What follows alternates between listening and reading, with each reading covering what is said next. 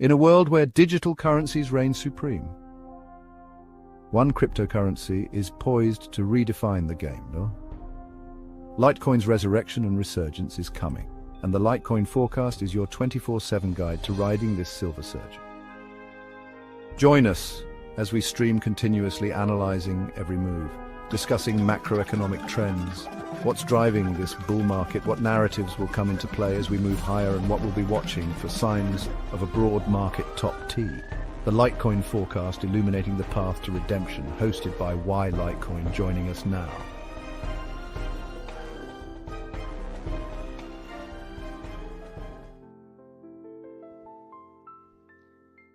Hello, hello. How's everybody doing? What's up, Lamont? 710 again. Litecoin is lit. We must not tell anyone about its existence. Gatekeep. I think it's time we tell the world. That is what I'm attempting to do. I know I scheduled this for 7 p.m. So it will take a few seconds for people to join. Hey man, we've had a lot of time, right? We've had 7 years of consolidation, 8 years. I think it's time.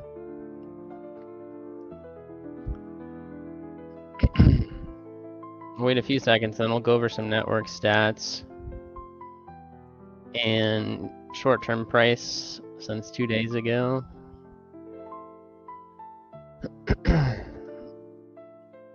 And then we'll bring Kyle in here in about 15 minutes. Get his insights and thoughts. Just kind of have a casual conversation. It is interesting though, you point that out. It is a secret. I don't know why it's such a secret, because anyone can look at this public blockchain data and see for themselves.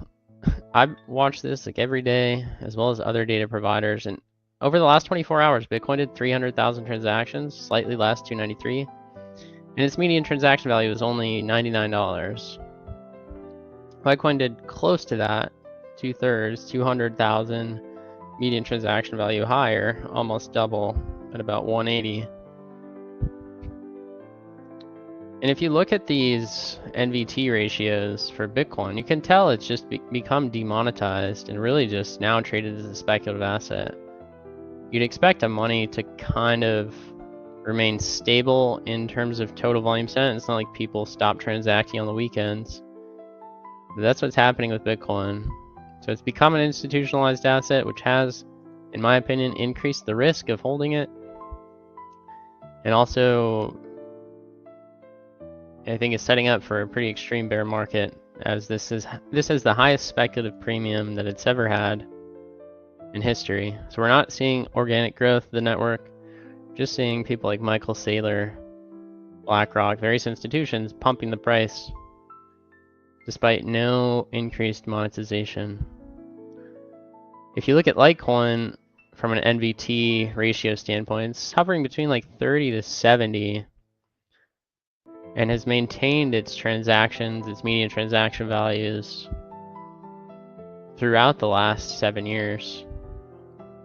Sees generally increases during manias in Bitcoin, but looks way healthier, about 10x undervalued relative to Bitcoin. The funny thing is to me that the narrative should be the same, and eventually speculators will figure that out and potentially drive Litecoin a lot higher. So on the price chart, since we haven't talked about it for a while, I had this Elliott wave idea from the higher time frames that this was a nested 1-2 setup where we have multiple layers of consolidation within a larger consolidation structure, and generally these break out and extend when these wave 3s are triggered, which I believe we're almost done correcting here. This is showing that larger wave 2 correction here. Again, what gave me confidence that this whole larger degree structure since the bull market in 2020, which is when Litecoin's monetization really started picking up, is in fact like a 1-2 nested 1-2-1-2 setup. Is that we have these heavy deep retracements, this one to the 786 Fibonacci level, this one wick to the 786 as well. You shouldn't see alternation, like you should see the same type of zigzag deep corrective structure in a nested setup like this. And we've seen it 3 times. Which again aligns with our other technical analysis, thinking that the next move up on the higher time frames, once this broader market is finished correcting, should be the strongest. And so we want to monitor that, see if we can break aggressively higher. It shouldn't take that long. These moves to the upside for Litecoin, where it rallied back from $100 last time, it was about 50% in a few days. So it'll be slow at first, but I think we're building this longer parabolic trend, and I've said repeatedly that the next move should be the strongest, and I think the final blow off will be similarly strong because of that fundamental demand catalyst of porting Bitcoin network activity to Litecoin. What's up, Tim? Tibor? The banana zone is coming. It's come for a few other assets already. What's hard for Litecoin is that it just has this negative feedback loop of sentiment, and it's just misunderstood, right? It has the lowest speculative premium, meaning it has the highest organic usage relative to any other chain. So like Dogecoin, Bitcoin Cash did 13,000 transactions in the last 24 hours. Same median transaction value. Doge did 50,000, although a lot of those are runes, so about half would drive this median transaction value to about 200 or 176. It's really doing like 30,000 transactions a day. But it's funny because Litecoin should have the highest speculative premium because it's the only chain that has really benefited from the substitution of high Bitcoin fees. And so what's most likely, in my opinion, given the macro context and the expectation of a parabolic blow-off in Bitcoin, is that we get this dramatic rise in the fee level, Litecoin transactional activity increases in terms of total network volume sent, multiples, if not orders of magnitude, and then you get the speculative change at the same time. But on the lower time frames, I think sentiment also came down again, along with price. Every day it flips. But on the very short-term time frames, CMF is curling up, so it means positive volume into the asset. We've seen it similarly back here, or is hovering about the same level, right at 0.1 on the 15-minute time frame. When it came down for this second correction, right, a move up, down, kind of like 1-2-1-2 structure. Shallow moves up, followed by quick retracements. Along with this positive CMF value rise as price was declining, and we eventually got this 50% move out of it. I think this might be a little bit slower this time, but eventually through the next few weeks to a month, the higher time frame move should be similar to what XRP and XLM saw. Once we see that sentiment and narrative change, we should see a more shallow correction. And assuming we have another blow off, a lot of people will come in on new narratives and hype and drive the final move higher. What's up, Master? What's up, Vivaci?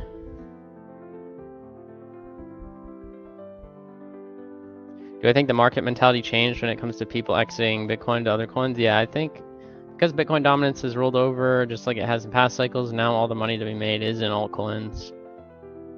There's no real reason to own Bitcoin at 100K here. I mean, if its network was growing and was being adopted, still had relative high usage to the price, then it might make sense, but it's following every other speculative cycle. The new money does not chase Bitcoin higher. It takes way more money to move it, and it's so overvalued relative to its network stats that it's just high risk, very low reward. So we haven't really seen alt season, but I expect on this next move into March, we're going to see something like this. Some deep retracement in Bitcoin dominance and multiples increase in altcoins. And I think during that time, Litecoin should break out against the altcoin market. So others here holding this kind of symmetrical triangle trend line that it broke out of, retesting it as support. We're just, super low volume over the holidays. Wouldn't read too much into lower time frame price action, but the next move higher should take us quite a ways. 600 billion or so. It can extend as well. And then Litecoin against all these altcoins looks really good. I mean, against Caspa, that was a leader. This looks parabolic. It's not going to stop anytime soon. Fine Litecoin against Doge looks incredibly bullish as well. Should retrace. This whole move it made down, similar to in 2022. Same against Shiba Inu. It's about to break its yearly highs here. Should see an aggressive move. Against Solana as well, just consolidating, which to me looks more like late 2022 before it had this vertical rise. So all the charts align with this Litecoin leading this next move higher. Again, against XRP, it's done the same thing it's done every cycle, although I think XRP and Litecoin both have more extreme moves to be made. So XRP ran first, but the move was 500%. Last time, 2020, it ran first, but it wasn't near as big of a percent rise. But then you saw Litecoin massively outperform on its higher time frame move higher, and I do think we'll eventually retrace to this historical level that LTC XRP has returned to every cycle. Barely didn't make it in 2020, but it has historically. It's like a 1500% move against XRP.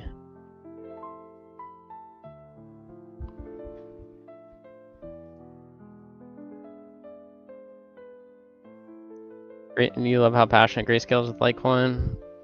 Well, I think that just reflects broader interest in Litecoin, mainly from retirement account customers.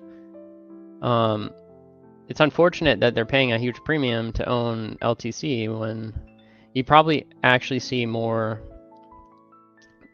effect on price if they could have access to ETFs, right? Because they're buying it at a premium, and then private placement investors subscribe, and that's why Grayscale goes out and buys the underlying Litecoin. But those are just mainly arbitrage traders collecting the premium, and so these LTCN buyers are buying Litecoin at a much higher price and letting private placement investors extract the rest. Whereas if we had an ETF, 100% of the money into it would be going to buy Litecoin, minus like whatever 0.1% or whatever the fee is. So I think it's bullish in that it reflects broader market interest in Litecoin.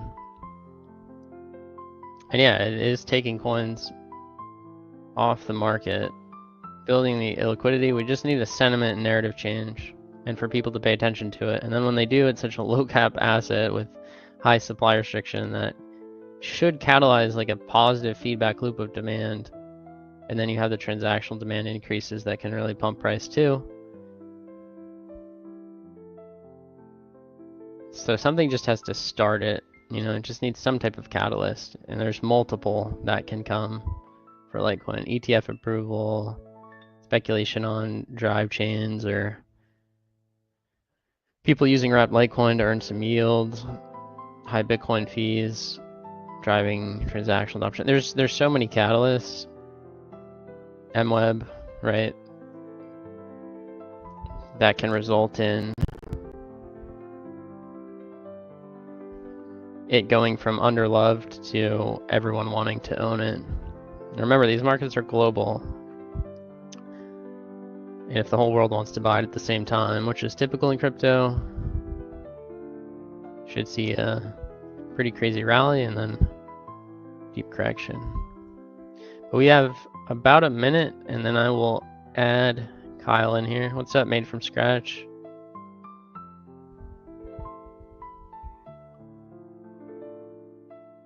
Checking in, Luis. Yeah, EAC. Hope everyone had a good Christmas. You as well, sir. I'm gonna grab myself a drink here. But if you guys don't know Kyle, he runs 84Million. I think it's .com/shop. Oops. He has a really cool store, and we can talk about that. Maybe my internet doesn't work. Oh, it's 84. I forgot. It's not the numbers. So EIGHTY 4million.com. Super professional attire and really good Litecoin gear. Kyle sent me a hat, 2 hats actually, which I wear this one all the time. I kind of swap out between the two, but it's like super high quality stuff.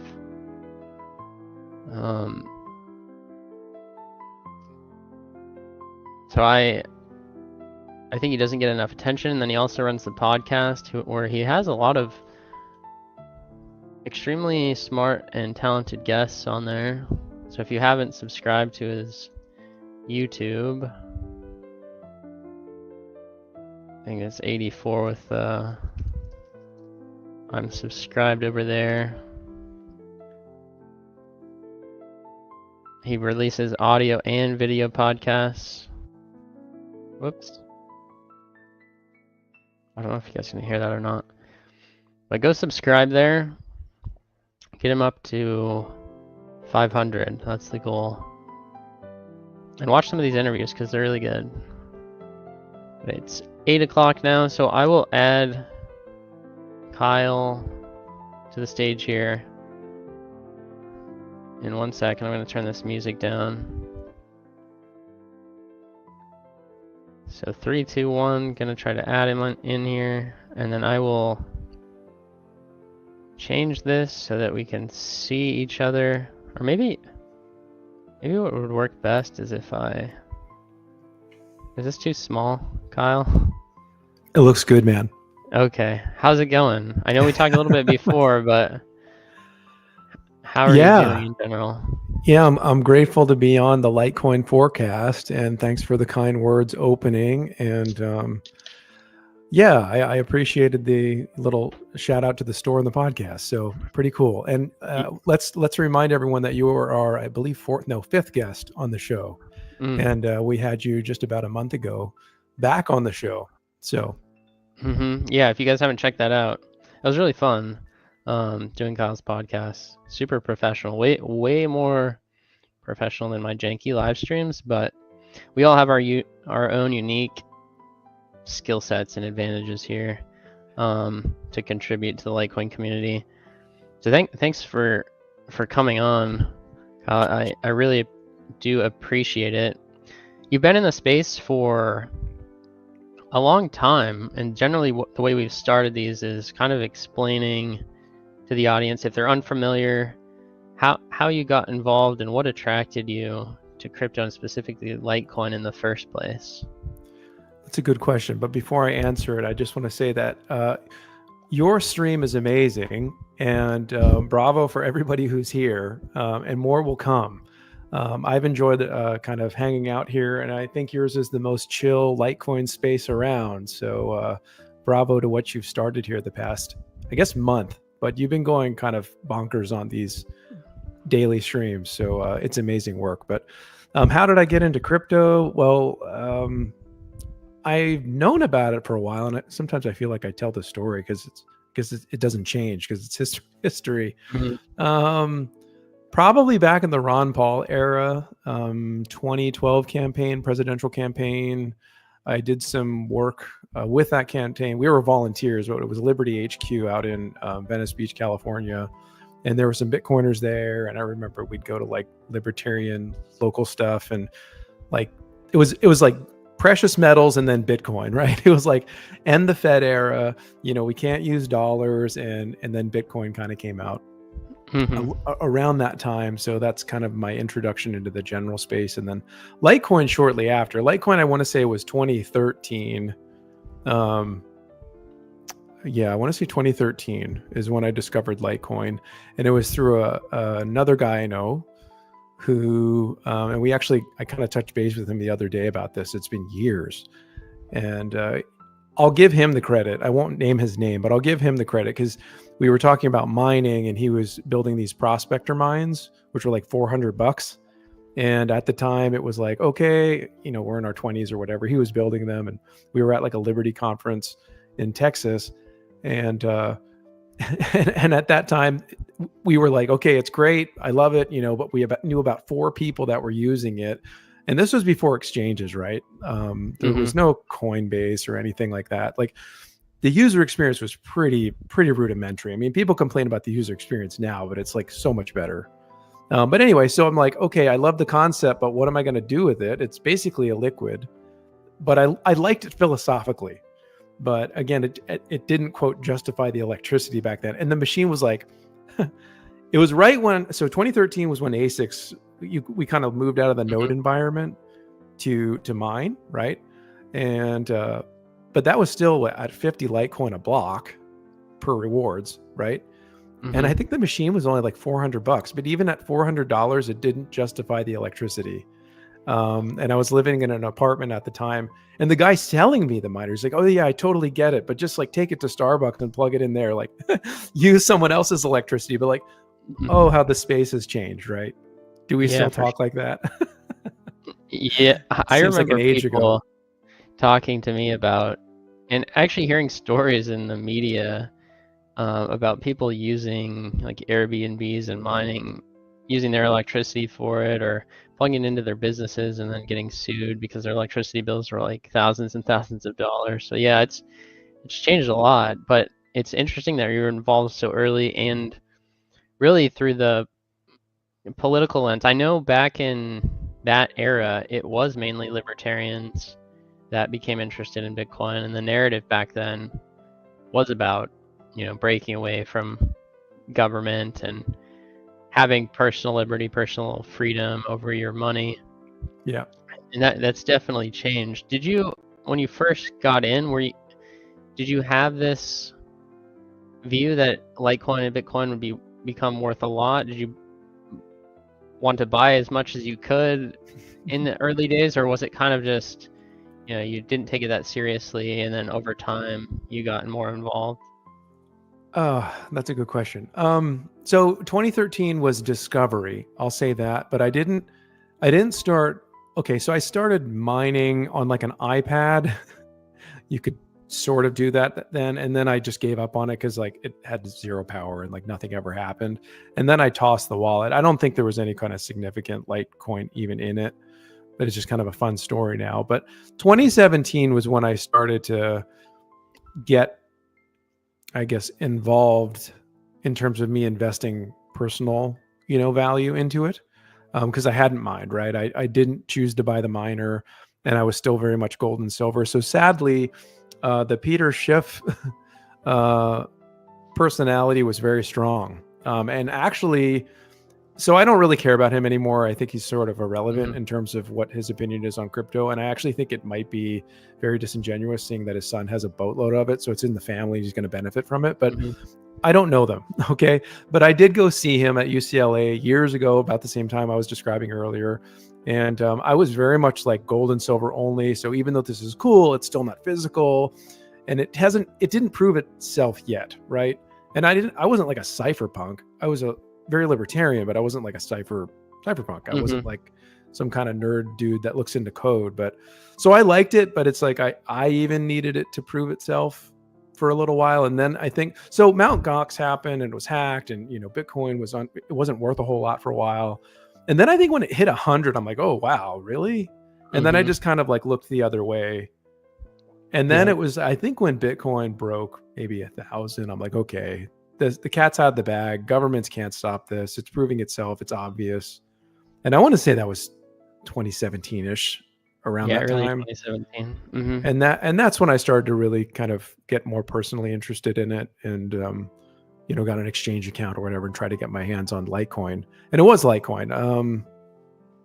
I had Ethereum, I had Bitcoin and Litecoin. I think that was really it. And then of course I went into I need every single, altcoin out there, and everything has a use case. It's going to solve something. I'm totally not that anymore. I've narrowed grossly down to what others have called the Nakamoto standard, and so I'm kind of really boring now in crypto. I'm not into like everything new and flashy. I went the old school stuff because it works, and I think it's proven itself. So I'm not against new stuff. I mean, people can explore and sandbox and do whatever they want. I'm sure there's a lot of money to be made, right?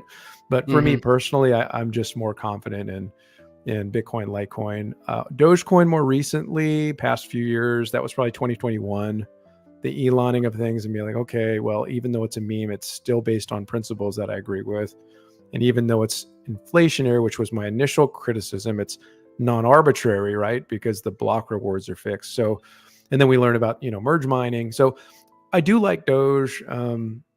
Lately, I do think Bells is interesting. I know you've criticized that to a degree. I think it's interesting and it does benefit miners. So we'll have to see what happens with that. I just think that's kind of a really neat narrative. And I like it, but it's, I mean, we're talking probably one hand of my interest in actual like active cryptos. Yeah. Yeah, that makes sense. That's kind of how I've been too. Like you see these things through the cycles, pump and dumps. They're going to come. You don't know exactly where it's going to happen, right? 2017 was ICOs, and then IDOs were like 2019 DeFi stuff. Yeah. And then NFTs, and now meme coins. It's really hard. It's attractive to a lot of newcomers because they think they're going to pick the right ones, but after watching it cycle to cycle, it is really hard. There is a lot of smart money out there that have huge positions and can manipulate the market and induce FOMO.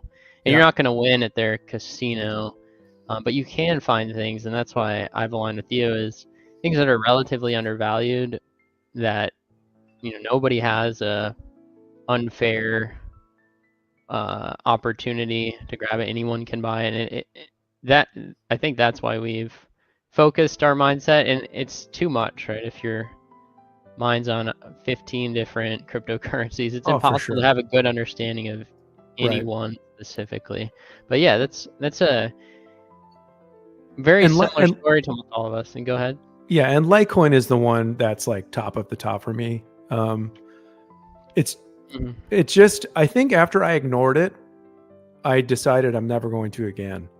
And that's, I think, why it really, like, even more than Bitcoin, like, I think, and this is probably many of us, we wanted the altcoins to trade into Bitcoin to like, do the oscillation thing. And like people do that, and that's fine if that's your goal. But like, I remember I put a tweet out, or I think I probably repeated myself because I really think so. Like, initially you come in to get Litecoin to get more Bitcoin, but then where we're headed, we want Litecoin for Litecoin. Like, we're not here to swap it into something else. If anything, we're swapping other things into Litecoin, right? That's what I've been doing.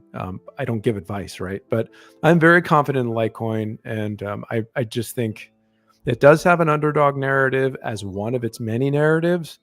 And it's the silver to Bitcoin's gold thing. I mean, I still really believe in that. Yeah, we can be a meme coin now. That's fine. I think it's fun. So we got a lot, right? But I think, yeah, absolutely. If we're going to talk about, quote, like blue chip things, like Bitcoin went bonkers, Ethereum did very, very well, and we'll probably continue to do well. Dogecoin did. Like, the only one is Litecoin. And 2021 was a little weird because I think I was expecting it then. And like, yeah, we had some heights, but nothing crazy. So yeah, I think Litecoin is absolutely the one that is going to catch up in the same way. For sure. And that's why people should watch your show, so they can learn specifics about 100%. Charts and all the stuff that I don't do. It's in my gut. It's in my gut. Yeah, no, I think it's the right gut feeling. How do you feel compared to early on in Litecoin versus today? Like, you've been around for a long time, watched it. What's kept you convicted about it, kept you bullish? And then how do you feel it's sort of changed over time throughout the years? I mean, in some ways it hasn't. I mean, we do have new stuff now. Even Charlie Lee says that, sound money is boring. And I kind of agree with that. So it's not like Litecoin has done all this stuff. But it's grown in every way. It's extremely reliable.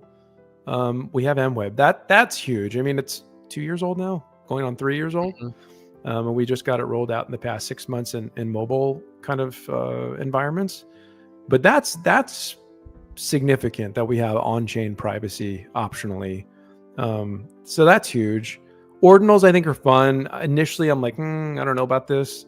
And then I'm like, okay, we're handling it fine. And I think there's a case to be made that, they're a benefit. I don't like always like, it doesn't mean I like every ordinal ever, inscribed or like all these runes or whatever. Like, so I'm not like a prohibitionist, but it doesn't mean I love it. But I do think it's sort of fun, right? And I think it's important to have fun. So that's a little aspect of Litecoin that I think is kind of cool. So we're doing everything that Bitcoin does, but we do it better. And we have the uptime meme too. We've never been down. And I think the silver aspect, I think, is neat too. And maybe that sounds kind of old school now. Like, I don't know if anybody in 2024 is thinking about the silver aspect, but like that was compelling. Like Charlie Lee's post on Bitcoin talked about Bitcoin being gold and Litecoin being the silver to Bitcoin's gold. And I'm pretty sure that was before like anybody was even talking like that.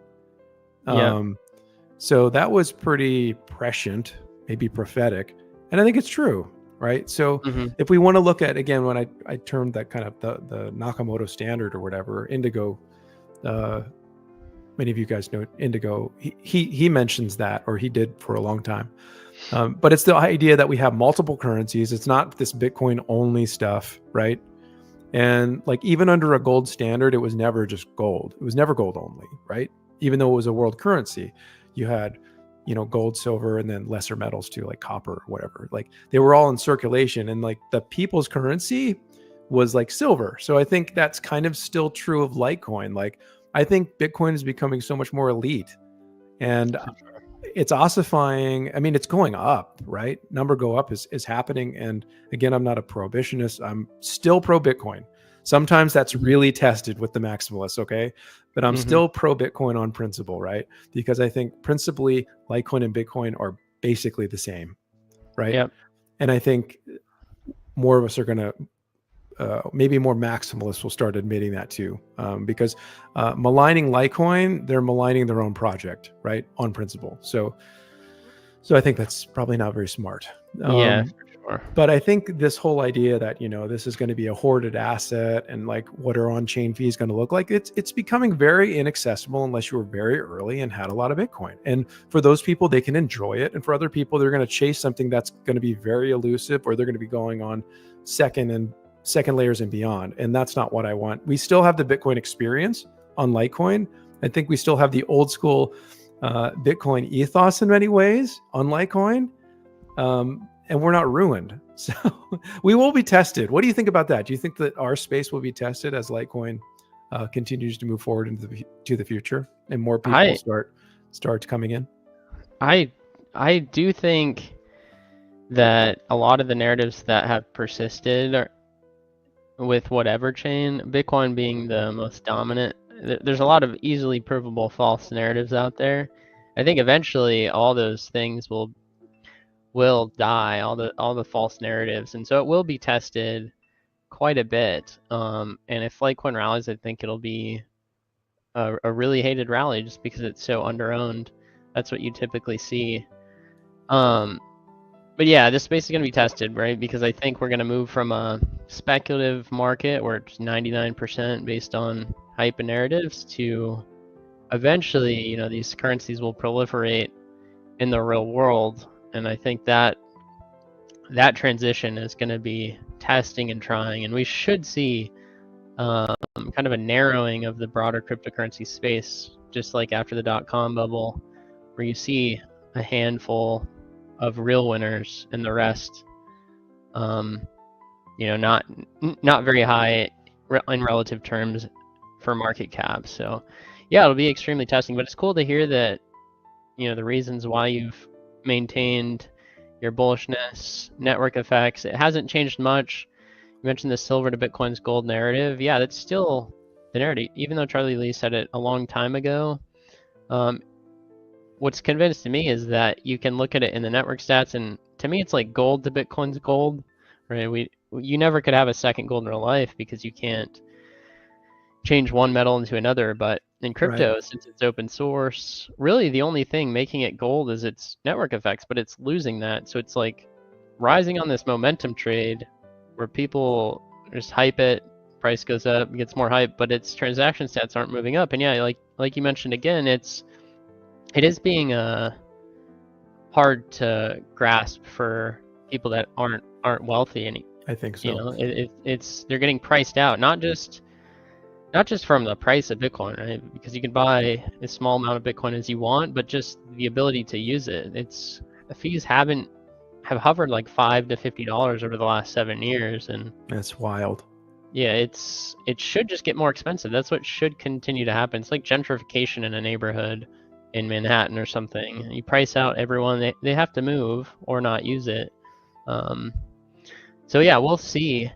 I wanted to ask you about when you got involved. We were talking about it a little bit earlier, but when you got involved in podcasting, and what like compelled you to start taking your own time, personal time, to make a podcast for specifically Litecoin? Probably similar motivations as you had for setting up your stream. It's kind of this sort of passion you have inside of you, and it just comes out, right? I had asked other people to do this because we were all on this platform. I mean, you're streaming, I think, on YouTube and Twitter, X, and I met you on X. So a lot of us are there. Some of us are gone now, and the space grows and it kind of ebbs and flows, and we're still sticking around. And that can be tough, by the way. You mentioned, how do I remain bullish? Sometimes it's very hard. Like, I'm very convinced with Litecoin and its principles, but the community is sometimes hard. Although I love the Litecoin fam. I love the Litecoin community. I'm a member of that Litecoin community, right? But sometimes I think we can really feel the weight of things in these market swings, and but euphoria will come. And we've had a very good few weeks, or months. Can I say months? It's been a good kind of swing. I mean, I remember 3 months ago we were at 60 or something. So we're getting some of that, and then the Litecoin account and everything else. But I need to answer your question. What was your question? No worries. I was asking about when you got involved in podcasting and podcasting. That's right. Yeah. What motivated you specifically? You kind of touched on it, but yeah. So but that was specific. That's what I want. So yes, I'd asked some other folks to do it. I set up 84Million.com. I liked the URL. It was available. It was very descriptive of Litecoin and its ultimate supply cap. I just wanted to fill it with basically, I wanted it to be a resource. It is a resource. By the way, it's still online, 84Million.com. You do have to spell it out, right? Initially, it started with just kind of like some FAQ type things, which I put together, right? Because I wrote in a previous life, and I'm comfortable to put language down. So I did. I'm like, okay, let's just put some stuff down for Litecoin and have it be kind of an educational resource for people. And then I created just some images that I shared, and then I made like a flag.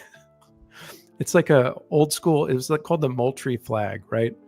Mm-hmm. And it said liberty on it. It was like a war flag, if you're like an American or knows some of like the Revolutionary era stuff. It's I believe it's on the South Carolina flag currently, kind of pays tribute to that now.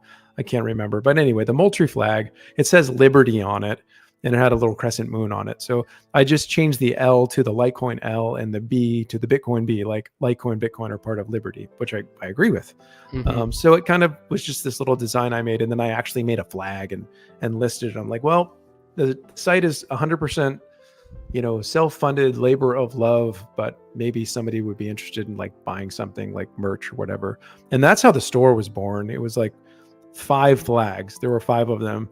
And then it just grew from there, stickers and shirts. And I've been through all sorts of, kind of evolutions for that. But check it out, 84million.com/shop. Thank you, W, for the promo slot.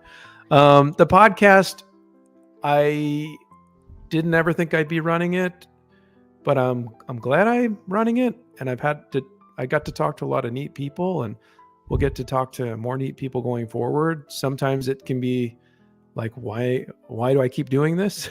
Because it's taking out of personal time and life and everything. But again, I believe that it's something that I can contribute now, because I'm not going to be able to do it forever, and that can stand and help somebody else and grow the space and have Litecoin be known. Because I'm like, there's so many Bitcoin podcasts. There's so many general crypto podcasts. Like, who's out there promoting just Litecoin only, right? And so I wanted to kind of contribute to that, and that's why the 84 Million podcast is around. So we have spaces with Grant, we've got we've got the 84 Million podcast. I know Shan and Look into Litecoin, that's an awesome site. He had done some podcasts. There's another account coming up in the future called Learn Litecoin, which I'm going to have him on the show soon. Spoiler alert. Hopefully I didn't leak something on their team, but there's more coming. There's going to be more Litecoin podcasts, and there's going to be more Litecoin websites. And by the way, the foundation site is amazing, and they just totally reskinned it. And so I think that's Robbie's efforts there. He does an awesome job just visually. So the Litecoin ecosystem is growing, and the educational resources are growing, and I can be a part of that. And that's kind of why I started, although I didn't intend to. I'll say one more thing, and then I'll end. It was me talking with David Burkett, right? And Webb was young.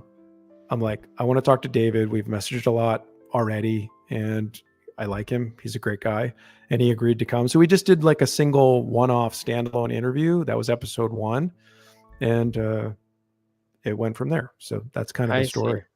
Yeah, that makes sense. And that's interesting, because that's kind of this. I almost got involved a lot earlier in the podcasting thing, or was going to try to, because I just felt like there was information that wasn't being discussed that I couldn't find anywhere, that I wanted to see myself. And so that's kind of how you started with David Burkett. You're like, man, this guy's super smart. This MWeb thing is a pretty big deal, but nobody's going to find out about it unless I do something. So it's cool that Litecoin still has that, right? With no funding, just has community people who are passionate that do it on their own time for free.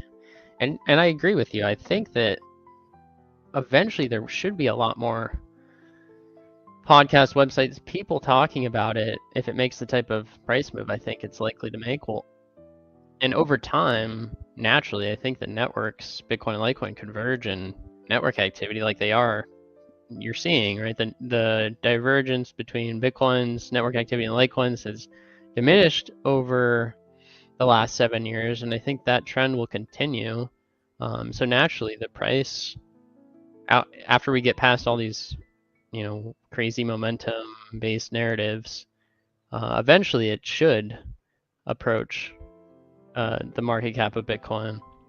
And then, to me, every Bitcoin podcast is really like a Litecoin podcast too. It's the same narratives, so that'll be cool to see. And I know it's been hard for you. You mentioned that doing this when there's not that many people interested can make you think, like, why am I doing this? Same with price. It's like, if price is not rallying, a lot of people get psychologically beat up. It's impossible. Even I feel that too. Yeah. But I think having all the content out there and continuing to do it makes it a future resource for people, because the information that you're providing on your podcast is in a way timeless, right? It's not something that's gonna change, right? The fundamentals are what they are, and they will remain that way. So I'm thinking, the way I was looking at it is putting this stuff out there for in the future, people can reference it, and maybe one day it will become popular. I think Litecoiners in general, just this asset is due for a sentiment change and flip, and I hope a lot of the early people get some vindication out of it. Do you ever feel that, like, the Litecoin community and all of the people that have been bullish have been overlooked, misunderstood, and they deserve some vindication? Oh yeah, for sure. Yeah, I think so. We're willing to speak the name of Litecoin. I mean, we're not the omitters, and that's another thing too. It's just like everything that's true about Bitcoin. I'm using an absolute, but I think it's correct. Everything that's true about Bitcoin is true about Litecoin, right?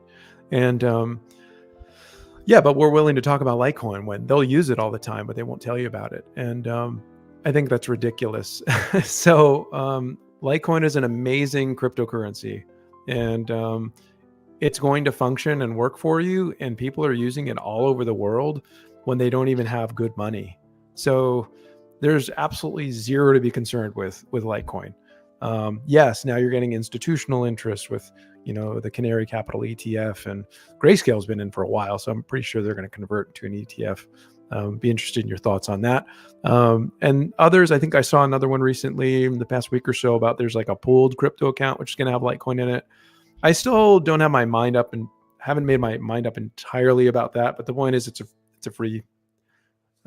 Well, it's not a free market, but there are free aspects of the market. So, we can't prohibit institutions from buying it. It's decentralized and available for sale, and miners are willing to sell it. So, and I'm willing to sell it. I mean, I've bought Litecoin, I've sold Litecoin, I've used it as money. I mean, it goes in and out all the time. It's currency, right? Mm-hmm. But I think Litecoin is super strong, and I think there will be vindication for sure. And I'm looking forward to it. So. For sure, yeah. I like the point that you make about being willing to say the word Litecoin. I even know, like, in myself, saying that word, it can make you look to the broader market like uncool or unpopular, or like, the broader market sees it as useless, right? It's almost like so high absurd. School. It's so like absurd. High school or junior high to me. Look up the stats, right? Yeah. Yeah, where if you're nice to like some kid that might be a genius, nerdy, but he's unpopular, then everyone will associate you with that type of cool factor or whatever, make you uncool. And I always thought that was the silliest thing, even back in school. Like, I don't care if I find something for somebody valuable, it doesn't matter, right? What other people think. And there's so much data behind Litecoin's adoption statistics, far and above almost every other proof of work asset, right? Compared to Dogecoin, Bitcoin Cash, it's 10 times higher. And it's provable too through multiple sources. You can look at BitPay or BitRefill, the largest merchant processors, and it's showing you that it's not fake volume. I know Maximus, even some prominent ones, would make fun of Litecoin network stats. They'd almost poke fun of people talking about it. They're like, yeah, they're just focused on some network statistics, when really the only thing that drives money's value long term are network effects, and that's what the data shows. So I don't know, what are your thoughts on that whole psychology? Do you think it's just like natural human behavior to shun away? It just, to me, the data supports the idea, and it's legit, it's valid, has high data integrity. So I'm confused as to why so many people will think it's uncool or hate on it and make fun of people that support it. It's like, I don't understand the reasoning. Do you have any insight on that? I don't entirely understand either. It was top 10 most of its existence, right? It's the first real altcoin. It's of the altcoins, it's the last one that anybody cares about that's still around from that era. Namecoin, I mean, I haven't checked the stats in like months.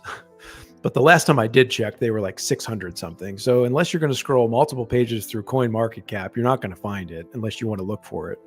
So like there are some ancient history coins, very, very, very few. But Litecoin is still a prominent coin 13 years after the fact. And I don't know how it got initially belittled. I mean, I think price action... again, it's the one of, Bitcoin went bonkers, is still going up. It's over 100,000. I mean, that's remarkable, right? Ethereum is several thousand, right? So we haven't gotten our comma yet. Dogecoin went, hit almost $1. I forget, it's all-time high. Doesn't matter. But the point is, they've had these mega rallies, and we did too in 2017, right? But that was, I think, the last talking point we can use when it went from like $3 to $3.90. And by the way, this next few months, as I think you've been talking about regularly, we could be very much winding up at the same thing. So again, look out, folks. But it's weird. And again, Bitcoiners, and maybe Bitcoiners aren't maximalists, right? I still like to think there's a difference, but there's so many maximalists. The people with microphones are maximalists typically. And Vlad's kind of an outlier, and he's a great Litecoiner. I think he's, well, I'll leave it at that. Follow Vlad Castay. He puts out some great content, and he's a Bitcoiner, but he loves Litecoin. But I mean, even, at the Litecoin summit this summer with the fireside chat with Charlie Lee and Peter McCormick, what Bitcoin did, right? He's like, oh yeah, Bitcoiners. Oh, a ton of them use Litecoin. And he kind of just said, shh. Now, we still did kind of add that little modifier, shh. So maybe that just needs to be deleted. And I think it will be, but we're still adding those little modifiers in that community. But he's admitting, like, yeah, people use Litecoin all the time. So I think there is sort of, and I don't want to wear too many conspiracy theory hats, because I'm not in rooms where people talk. I don't make people's decisions for them. I don't know. But it does seem a little bit bizarre. How it does sort of feel like we're a little suppressed, but I don't want to really go there. I have no proof. I have no data. People have speculated on exchanges and, who's selling what. I don't know. That's beyond my pay grade, but I do think it's weird that there is sort of this kind of like, really, Litecoin, you're serious? When it's like every network is not, or every metric is knocking it out of the park. So I can say concretely the fact that people like are censoring Litecoin, and I'm not saying that there's, or self-censoring, they're censoring and self-censorship, right? They're omitting, and this is individuals choosing to not say, and it may be along the lines of what you were describing, right? There's just kind of this vibe and we just don't want to talk about it. I don't know, but there's definitely not enough media out there talking about the benefits of Litecoin and the facts of Litecoin, which is why we're here and why we're growing. Because by the way, that was the fact with Bitcoin too, for like several years, and then they got podcasts and they got books and things changed. So things will change for us. It's already changing for Litecoin. But there still is a little bit of that we have to deal with, and it's on its way out, right? So for sure. Yeah, I think after the last Foundation Summit, I noticed a huge difference in like mind shares, like mental capital that was involved in Litecoin with Paul Stork and Vlad. Definitely seeing a shift. But it's funny to me because I just think about how much credibility the meme coin influencers like Ansem and some of these other guys have when they're promoting things that ultimately probably are worth nothing, maybe some cultural value, but they're mostly pump and dumps, and they aren't laughed at for pumping those. But if you talk about Litecoin, it's like it's worse than talking about meme coins in like the general public size. It's hilarious to me. But we can move on from. I just want to have one more comment on that. It's kind of a funny story. So we were out in Southern California visiting friends, and we were at a smaller house party. I forget what event it was. And I was wearing my Litecoin hat. And this was, actually, I still have it. I bought it on Etsy like a few years ago. It's an embroidered one with just like the L on it, kind of a dad hat. And I wore it to this. And a guy's like, "Are you wearing a Litecoin hat?" And I'm like, "Yes, sir." And this was, I think, in like 2020 or something. It was several years ago. But it was kind of hilarious. And he's sort of like, "Are you serious?" But then like we ended up talking for like a long time. And he's like, "Oh, wow. Like Litecoin, So, if you stand on your 2 feet, you stand on your 2 feet, and you can stand on Litecoin, right? Like there's zero reason why you can't, other than maybe it didn't break $1,000 yet or something like that. But like it's had pretty good rallies too, right? It's just 2021 was a little bit of an anomaly, and it's gone down, and see where it goes. But we can move on. Thank you. Yeah, for sure. Wear Litecoin hats and see what happens. Yeah, anytime I talk to people in person and they kind of make fun of it, then I talk to them and they realize I've been involved in a long time and have much greater understanding than them, and then they will take it serious. But it takes like forcing them to think a little deeper on the subject. Yeah. But most everyone in my real life that I've talked to about it explained the value prop. It's made sense to them. So it was hard, right? Even me, right? Early on in Bitcoin, like late 2016, early 2017, I thought, I kind of believed the same narratives everyone else did. But then when the scaling wars happened, I thought you'd see substitution and eventually just another chain. I thought at the time it'd be Litecoin. But now it should be way easier because you have the data to support it. It's actually happening. So Yeah. we'll see what happens. What's your? I'm curious as to your outlook for maybe the next year or at least the next few months. I've explained my thesis. I think we're heading for a parabolic mania, at least into Q2 of this year. It still doesn't feel like we've hit euphoria like we saw in 2021 Yeah. or 2017. Do you think that's coming? Where do you see us going these next few months to a year? I was thinking it would have happened in 2021 and it didn't. And I think that was disappointing. And I kind of bit my tongue for a while. I'm like, oh, maybe I'm wrong or whatever. And clearly we was in that environment, or I was in that environment. We were in that environment, slightly off in our projections. And again, I don't really go deep into charts and like, you would be the person to go to for more of a informed view on how to look at cycles and time frames and highs and lows and things like this. Like I don't do that. I can sort of get it, and I think there's some merit to it, but I'm more like, I'm convinced on the underlying asset, and I think it's going to be here for a long, long time. And I can look at what happened to Bitcoin and others in the system, in the space, and see that is something that we could also enjoy, right? So I do think a comma is coming. How high beyond the comma? It's hard to say. Like the maximalists are all saying it's going to be 17 all over again, right?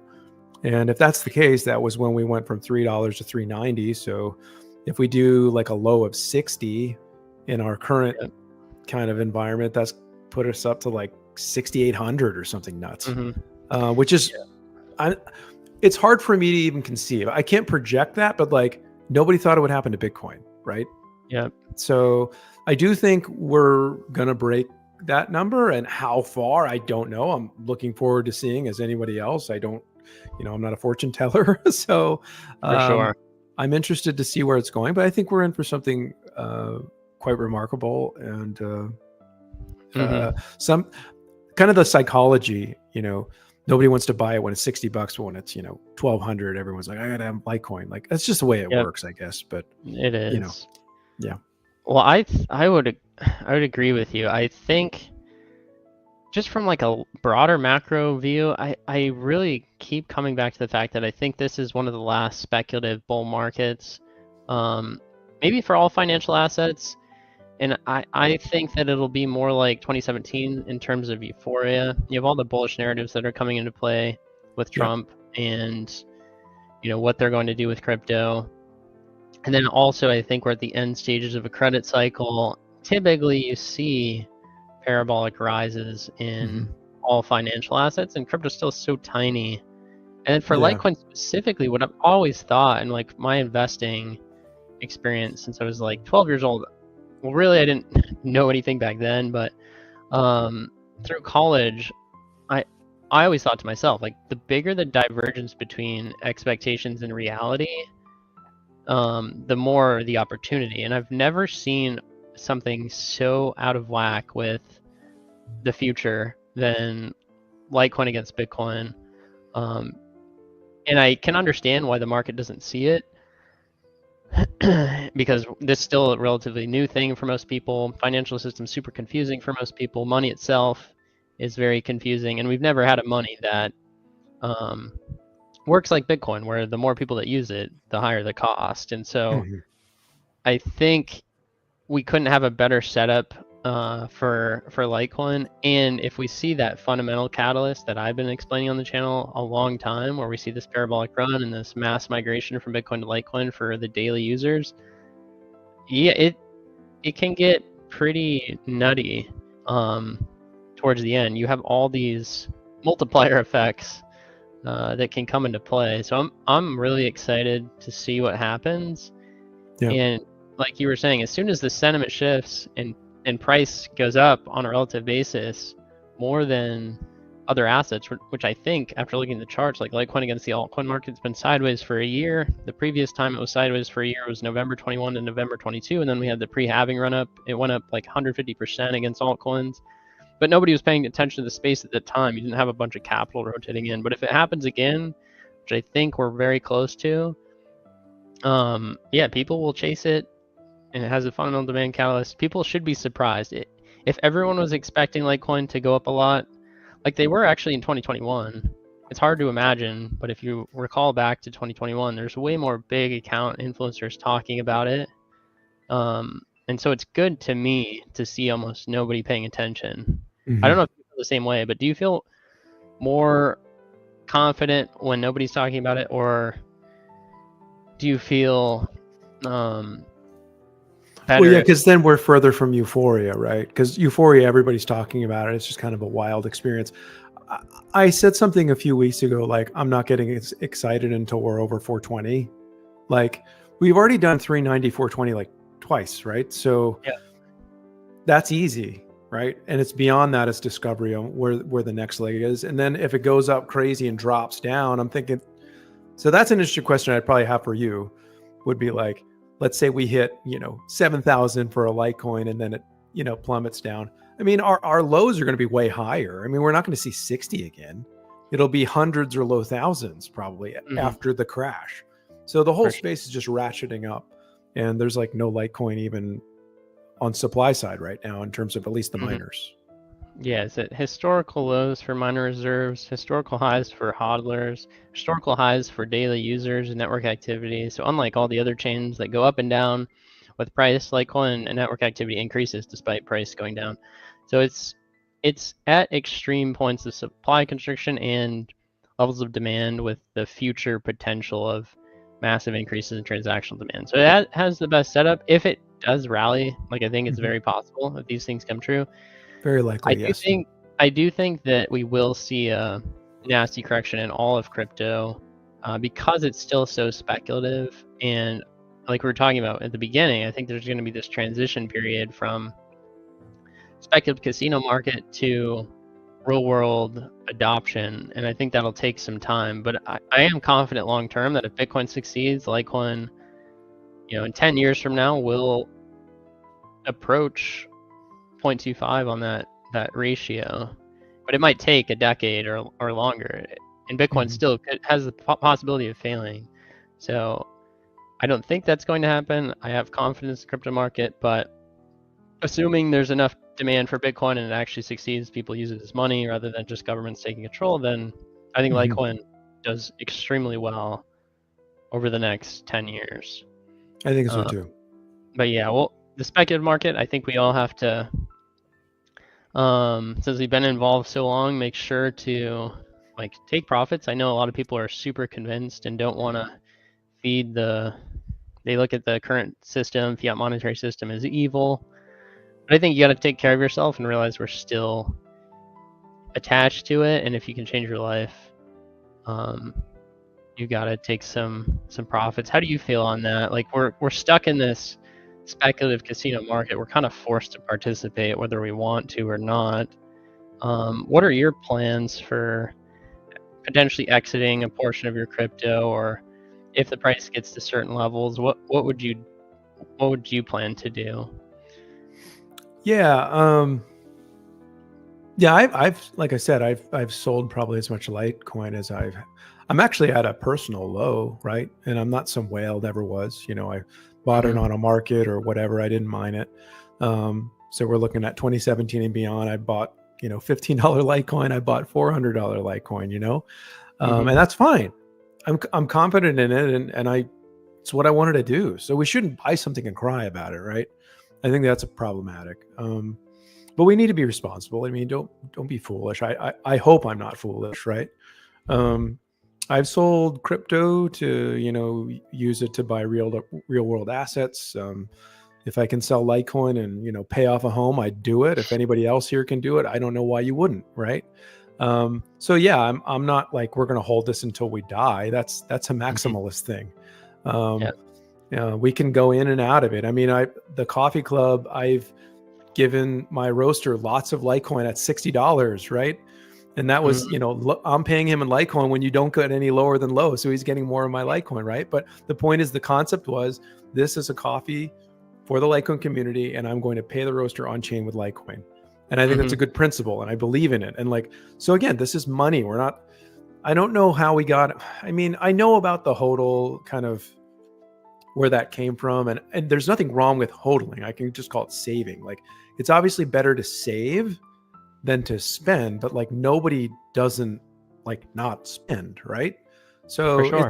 it's both, right? So Litecoin comes in, Litecoin goes out, right? It's what I need for my life, right? If I don't have to sell any, I won't. If I do need to pay something or whatever, I'll do it. And I mean, obviously I want to accumulate like anybody else, right? If you believe in something, you wish you had more of it over time, obviously, but it kind of comes and goes. So, and again, if we go up to highest of highs and it crashes down, you know, I'll probably be buying in bits and pieces as it goes up and buy some on the bottom. It's just the way it goes, right? So yeah, I like that.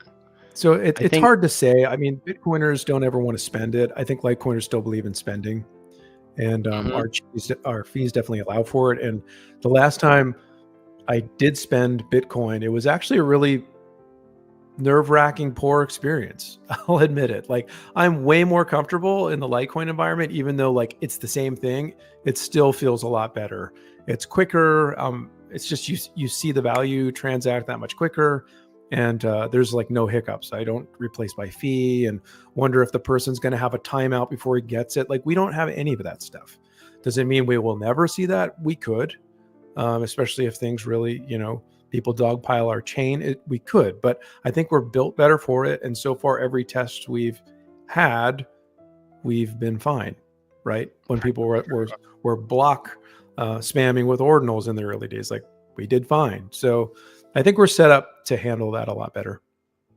I would agree. It's not. It's a better user experience for me. You don't have to compete with other transactions, so yeah, you don't have to worry about replacing your transaction with a higher fee because it's not being mined. You might have to eventually worry about that, but we still have like 10x increase in transactions before we get there, and then you have Mimblewimble too that you can use. So it's like 2 chains in one. So yeah, that's cool. And you mentioned something that maybe we can talk about a little bit. I know it's getting close to an hour, so maybe you have time for a few more questions. Yeah, sure. You're mentioning that Litecoiners, at least the community, is not as focused on the HODL mentality. And I think that's important for a lot of people to understand. You know, from a economic point of view, money is there to spend it. I mean, you can save it or spend it, but it's not an income producing asset. It's not generating yield. Yeah, people talk about Bitcoin yield. It's just because more people are buying it. And maybe the network's growing, so you can speculate on monetization. But Bitcoin's not growing in monetization anymore. It's actually declining in dominance. So at some point, in order to be productive in an economy, you have to spend the money or invest the money in something else to go produce something.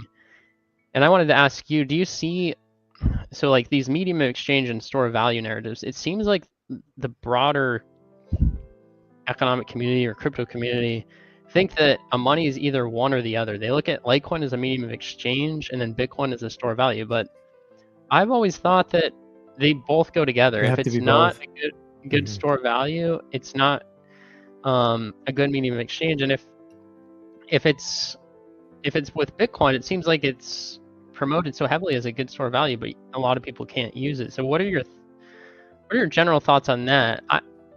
I kind of align with the idea that Litecoin, since it is preferred as a good medium of exchange, that it will see more people start to store their value on it. But I'm curious on your perspective there. Yeah. Yeah.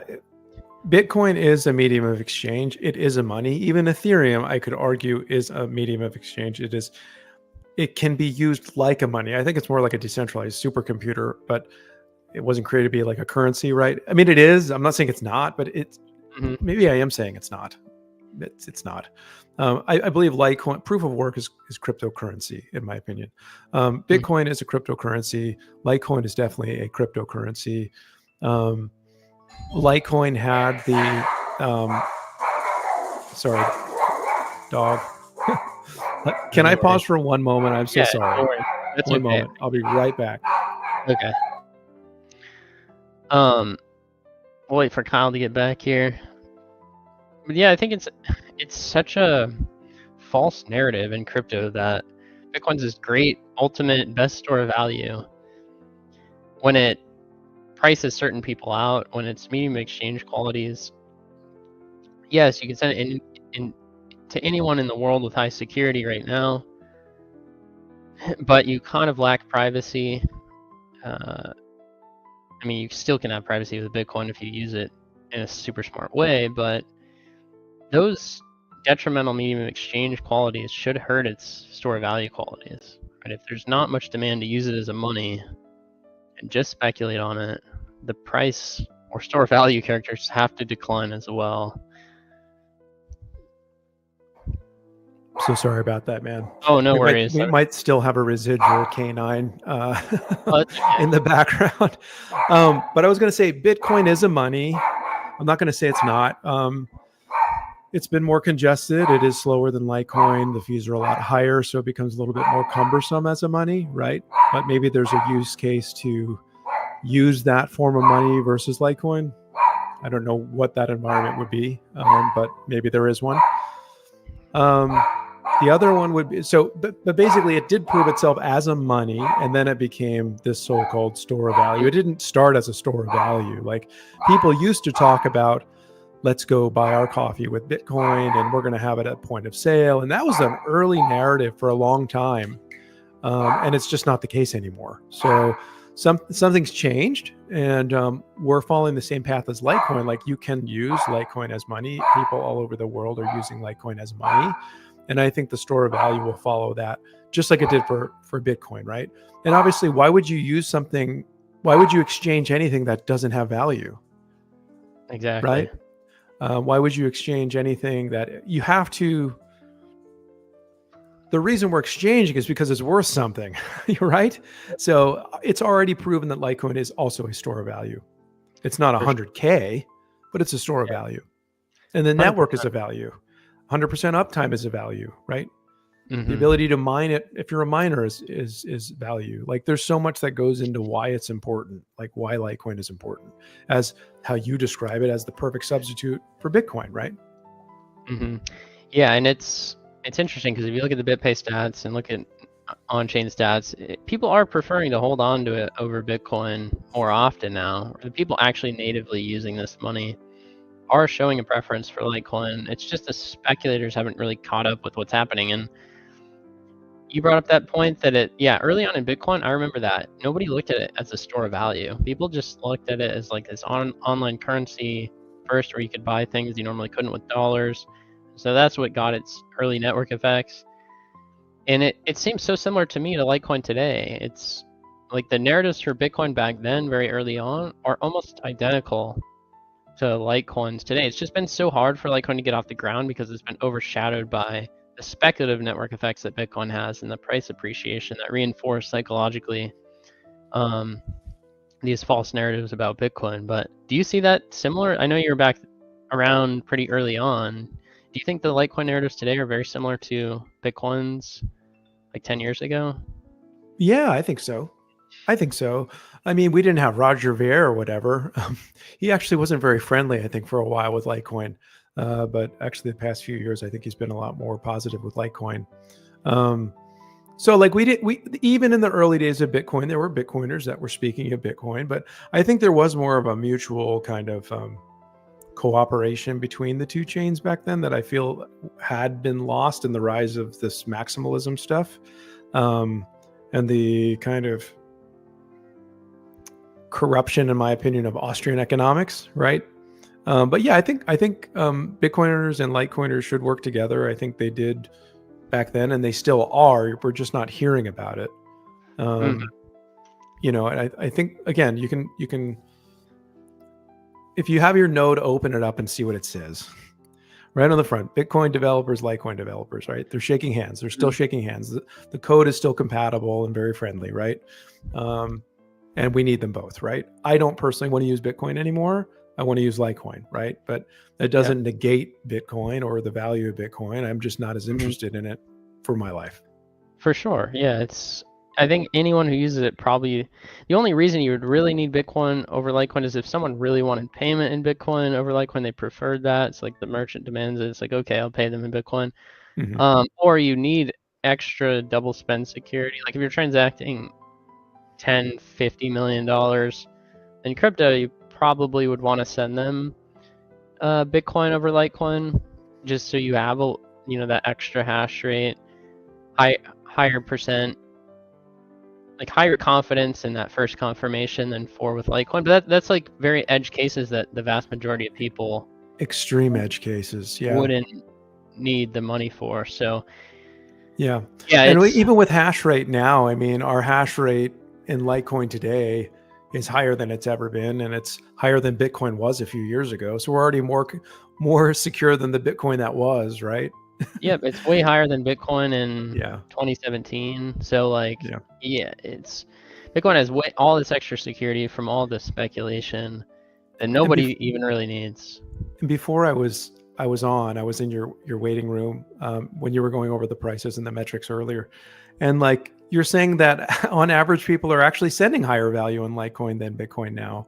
I mean, we're talking 50 or like, what's it, sub 100 versus like an 150, but we've seen those crazy transactions where it's like multi-million-dollar transfers and they're paying like 4 cents. Like it's just totally wild.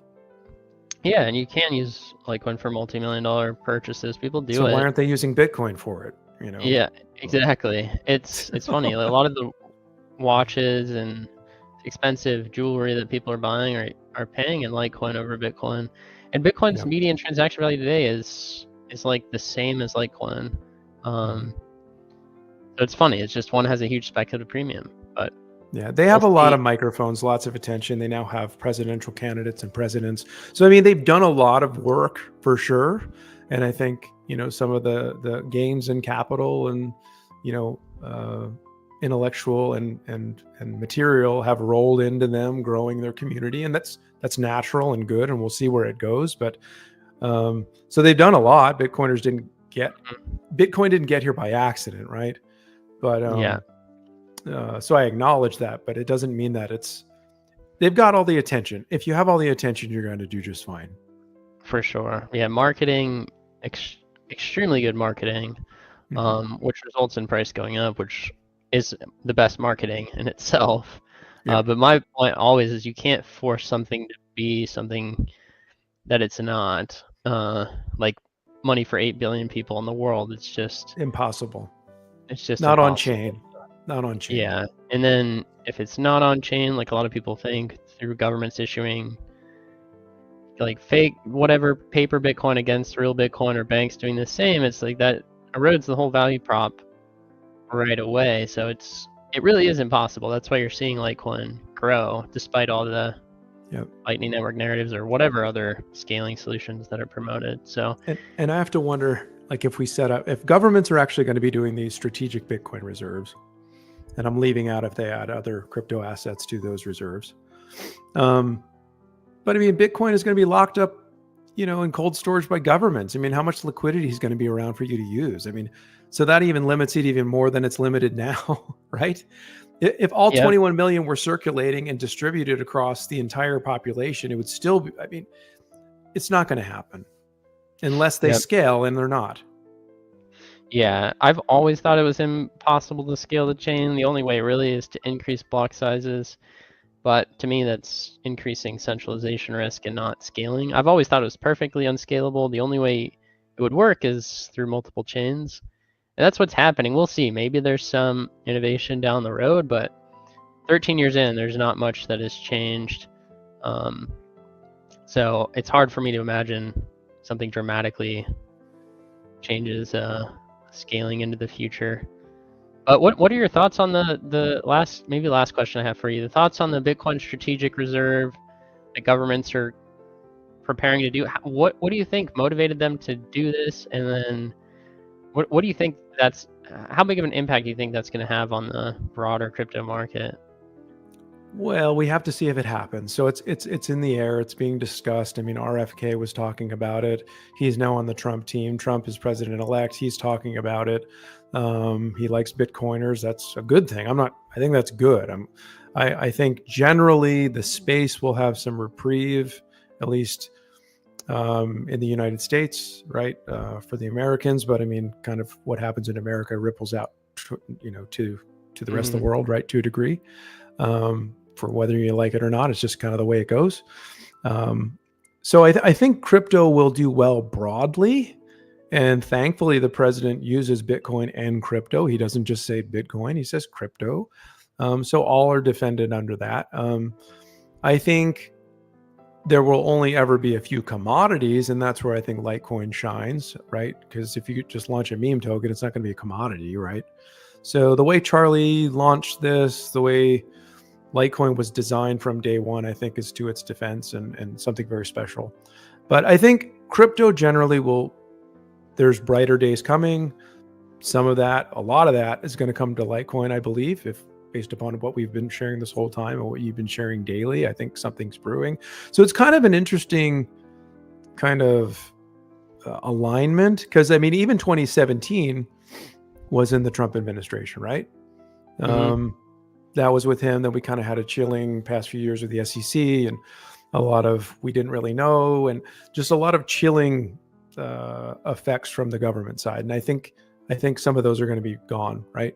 In personal form, meaning Gensler will no longer be. It doesn't mean the government's not government. Doesn't mean that they don't have an incentive to grow themselves, or that we're going to be perfectly free and libertarian in January. I'm not saying any of that. But I think economically, and by the way, and that goes hand in hand with the printing press, right? If interest rates lower, if things get softer, that's also ultimately promoting our case too of wanting a harder money. So you can kind of look at it on both sides. Some of it will be immediately good for crypto, but long term, you're just kicking the federal dollar inflationary rate down the road and the Fed and all that. So we'll really have to see. I don't know how serious they are about the Bitcoin reserve. They're talking about it. So anytime you release anything by mouth, you have to be accountable for it, right? So whether it's going to be, I'm going to write an order on day one versus it happens through Congress, I don't know. I have wondered what that's going to look like, if that's just an entrapment of Bitcoin. We can already admit that Bitcoin won because it hasn't been banned, right? It's been tried to ban by how many governments around the world since it was created, and that was never accomplished. So, is this another form of sort of soft capture, which gets it out of the hands of people? So it's not used as the money it was intended to be, but people can still benefit from NGU in the traditional system. Again, a lot of this is beyond my pay grade. I'm not giving you this is what it is. This is just thoughts that come into my head, right? But it's certainly interesting to watch, and we'll see where it goes. But I don't really want to have Bitcoin when there's a strategic reserve, personally. So. For sure. Yeah, and I think many people will think the same. I think most people are motivated to buy it before the government, so you get the speculation. But yeah, we'll see. I like that you're open-minded about it potentially going multiple ways, because I think generally people align on one way or the other, or like they're extremely bullish because of it, or the opposite. So I like that you have an open mind. I'm bullish. I mean, it is. I'll say generally I'm bullish, right? Because it's program bullishness. Am I bullish for us using it or having? I think it might be further and further from the general populace, right? I'd absolutely think it's going to be harder to get your hands on and use, especially if, like I said, governments are locking it up. It's going to be very hard for people to use Bitcoin. But we have Litecoin, so there's no problem.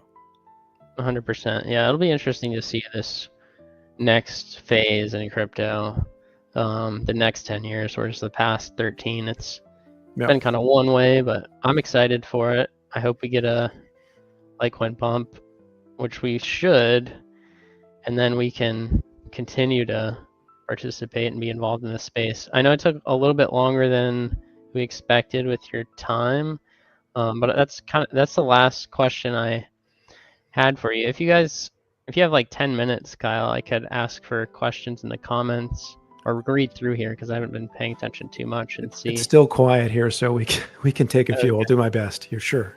All right, guys. If you have any questions for Kyle, those that are watching, let me know in the comments. I will scroll back and see what people are saying. I think I saw one before. Let's see.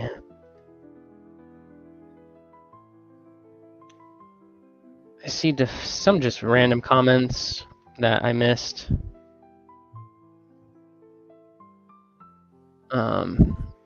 Earlier here. Deflander said that he sensed there was less tribalism in crypto in 2013, 2014, and kind of kicked in before the 2017 cycle.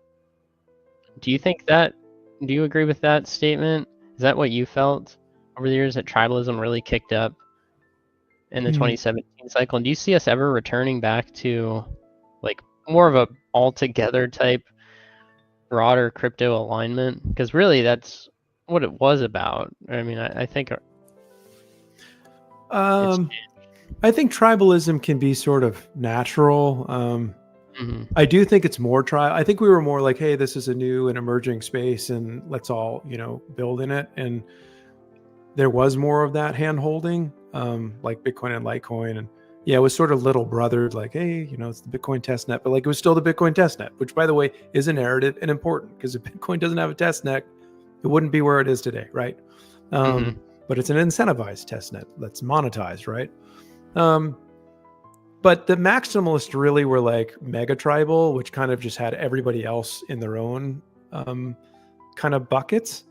Then you have kind of Ethereum people, and then it's the Ethereum versus Cardano, and then every coin is going to have a tribe, and I don't think that's really a problem if you can work together, right? Like even I had Dennis Porter on my show, and he's very much, I would call him a Bitcoin maximalist, but he's also a gentleman, and he sat with me at Litecoiner, and he's come to the Litecoin Foundation summits. And the point is, what he's promoting legislatively is kind of crypto agnostic. Yeah, they call it the Bitcoin bill or whatever in their tweet, but if you read the language, it doesn't say specifically Bitcoin or whatever, right? If they create a reserve bill, which I think they're working on to introduce to state governments and things, that may specify Bitcoin as the asset to be, placed in the reserve. But generally, it's like the principles are defended, and I think we can't lose that. The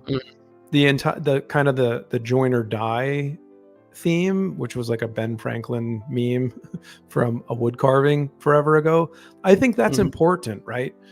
Because if we're going to cut each other up, we're not going to. So I think ultimately we do need to be united, but I do think tribes exist within them. I think we're all unique and we have different use cases and we have different motivations, and I think that's good, right? Like I think script mining is kind of its own tribe. It's a broader tribe. It's not just Litecoin. Like Doge was merged with or to Litecoin. Bells was merged to Litecoin. But like there's kind of a community there where there's some unity, even though there's distinctions, right?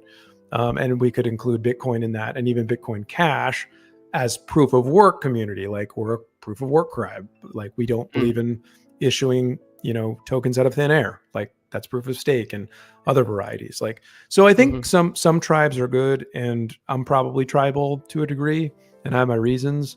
But ultimately, like if you're a Bitcoiner, like cool, that's cool. Yeah. So I think that's. But I'm a Litecoiner, which is also really cool, right? And I want more Litecoiners. Yeah, for sure. I think it good points. Yeah, people are naturally tribal. We've seen it throughout human history, whether it's around religion or national, like some state government, or a lot of people are nationalists, regardless of what their country does or not. They're naturally loyal to whatever their government decides to do.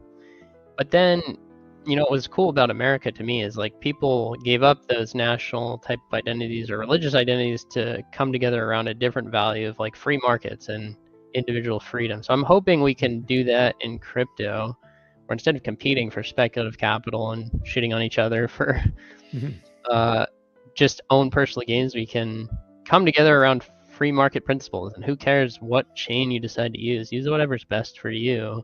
Yeah. And then we can naturally grow. That's to me the best path for growth. But we'll have to exist within the human nature that exists. Master has some good questions. His first one is, who do you want to see on your podcast next year? Who are some of your top guest picks you could choose? Well, we'll have Shan back. We'd love to have Shan back. Clint's in here. I'd love to have him too. We've talked about it. I mean, there's always ideas, and if anybody has any ideas, feel free to send them. Right? We have a list, and I check them off as I go. And you know, it's busy, right? I can't get on every day. That's what you get to do. But we have plans for more folks in our community and maybe outside our community to come next year. I already shared one earlier. I leaked that data earlier in our talk tonight, but I don't have anything specifically to drop at the moment. I see. Gotcha. And his other question was, what did you think of Charlie when you met him? Like, what were your impressions of the founder of Litecoin? I think he's very smart. He knows what he knows and intends to say what he wishes to say, right? I don't think he talks cheaply, if you will. He is lighthearted, like as much as he is serious, you know, seeing him in different environments over, you know, the Nashville scene. If Shan asked that, I don't know why he's asking me, because he's met him too. But I like Charlie, and I think he's kind of a model of not being volatile and crazy. He's kind of a more humble guy, but has a lot of strength. And of course, he created Litecoin, so that's pretty cool. Yeah, for sure. He's a cool-headed guy. I like that he's serious at the same time, because in order to actually do good work, you kind of have to have that disciplined seriousness, and you have to know what you're doing, and that takes a lot of self-discipline, and going through MIT and working at Google, those are hard things to do. So yeah, he's got a nice balance for sure. I would agree. I hope to meet him in person. Hope to meet you too, by the way. And I've already put it out there that one day we'll know what you look like. Cool. I get to look at an avatar. I have one last... Yeah. when I chat with you, you know, one day, folks, one day. I know. Yeah, I'll meet some people in person. Hopefully, if we have a rally here, which I think is extremely likely next few months, then I will for sure be at the next summit, wherever that is. Be good. So that'll be cool. Well, cool, Kyle. Thanks so much for joining me for this. I do appreciate it. I was always interested, because we've seen you behind being the interviewer, but never being the interviewee. So I feel lucky that you were I was the first one to actually get to talk to you in this format. I appreciate you doing it, even though you don't typically do live things. So hopefully it wasn't too bad. And do you have any final thoughts on words of advice for new crypto people, or final thoughts about Litecoin in general and where we're headed? Yeah. No, you're kind, and I'm glad to be here. And yeah, what a unique opportunity. I get to be on the other side of this. So I'm not used to it. I usually have things always written out and kind of have a flow, and I get to kind of roll with you this time. But like I said, you have the most chill stream out there, which is great. What I would say is, you know, look into Litecoin, check it out. You're getting it at bargain prices, if you ask me. You know, we haven't gone to sort of the highest of highs, and we certainly have been there before, and I think we're going back there again if you want to talk about just numbers and the investment value of the cryptocurrency or the digital commodity. But you know, have fun with it. If you really do want to gain something, I think that's going to be here for a lot longer versus just something that flashes and fades. I think Litecoin is definitely very, very, very strong candidate for something to hold if you have those sort of motivations. So, of course, I can say visit 84million.com. We have a podcast, 84million.com/podcast. We have a shop. Take a look at it. Add us on X at 84million. We'd be glad to connect there. And we love everybody that's followed us up to this point. I mean, it's kind of humbling and cool and great. And then I get to meet people like why Litecoin. So thanks for having me on your show. And I look forward to watching Litecoin with you and tuning into your show and your streams as you keep doing them day in and day out. So that's awesome. Awesome. Thank you. Yeah, go follow Kyle, subscribe to the YouTube check out his shop, because again, I have some stuff that he graciously sent me, and I wear it all the time. They're great, high quality things that you wouldn't expect for someone who just set up a shop kind of in his spare time, but it's like professional, high quality, really well designed attire, and it's cool. Represent Litecoin in the real world, be a outlier, contrarian. Here. But cool, Kyle. Thanks so much. I really do appreciate it, and we'll maybe talk again over the coming months. I think that'd Sounds be cool. good to me. Sounds good to me, man. Thanks for having me, and have a wonderful night. And anybody else out there, cheers and see you later. Bye-bye. All right, see you, Kyle. Thanks. Yep. All right, guys. Well, yeah, check out his shop. Seriously, it is good. It's good stuff. And then his YouTube. Lots of good content. His X profile, if this loads, I can pull it up. Kyle is a humble guy, here for the right reasons.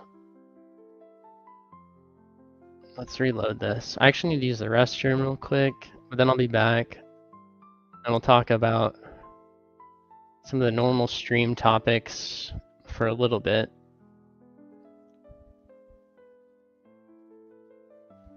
But this is not loading. He has a few Twitter accounts. He's the 84Million one, and then Kyle, which I think is Nakamoto_STD, like Nakamoto Standard is his handle. This is not loading for whatever reason. I'll pull it up again later, but I'll be right back in a few minutes. Just need to use the bathroom.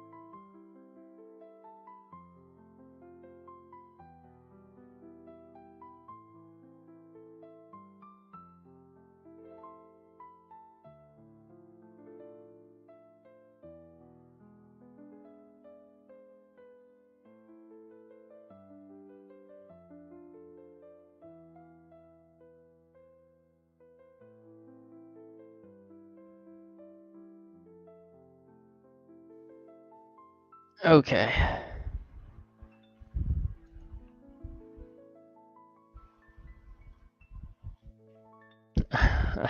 Go cut that log.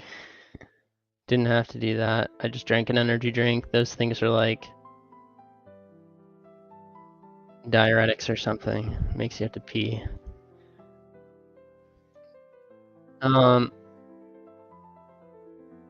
Well, this is kind of like the first day back from holidays for some people, although I think trading volume is still relatively low. Probably won't see anything major until next Monday. A lot of people actually probably take off all the way till New Year. But extremely low volume.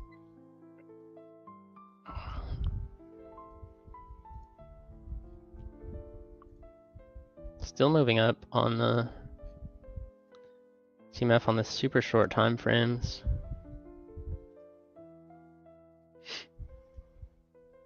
Depending on which exchange you're looking at. Seeing buy volume coming to Coinbase here. We might be grinding out like a rounded bottom right around this level. I think that's what's most likely. This level should hold this support.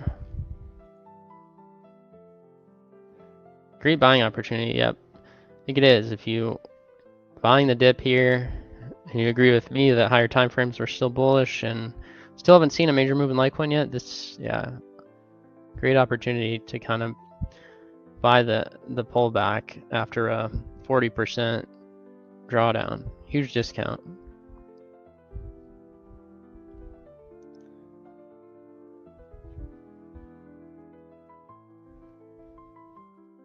Yeah, it was a great interview. Kyle's a good dude. He's a cool guy. Hopefully I can meet him in person.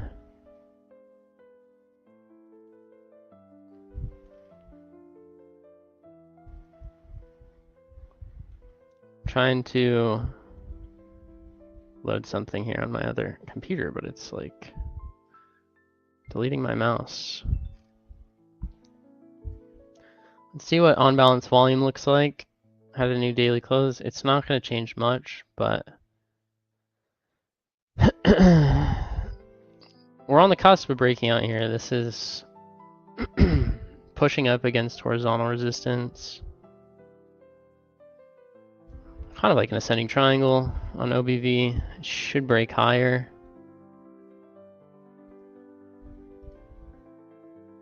Like I was saying, I'm always a little early. I didn't really expect that we'd consolidate this long, but it should start a slow grind higher and then it should get aggressive towards the end of the next move. We'll watch this and see, but if we can, I honestly think, like, from a higher time frame perspective, if this is indeed the right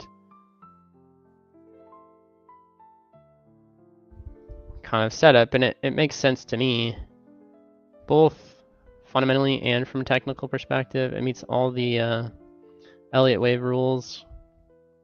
No alternation between corrections. A return of sentiment back to the lows. This kind of nested 1-2, 1-2, 1-2 setup. It's hard. It's been hard for Litecoin to catch momentum. Because the narrative that existed before was that we only need Bitcoin.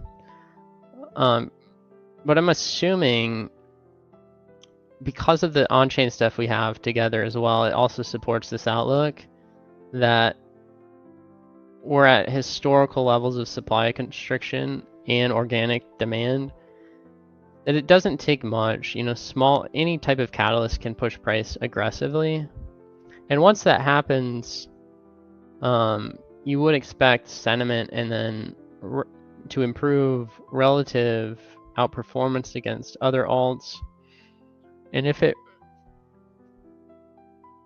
really is the second Bitcoin chain and this supply restriction is as extreme as I think it will be, once you get that narrative change, it's highly likely to snowball, as almost nobody has a position in the broader crypto market. So just like the relative change in demand from a speculative point of view and a transactional point of view can make this have the most extreme rally. So I think this next move higher is an extended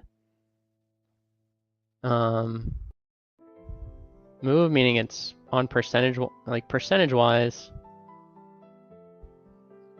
What the heck? This is happening again with my internet.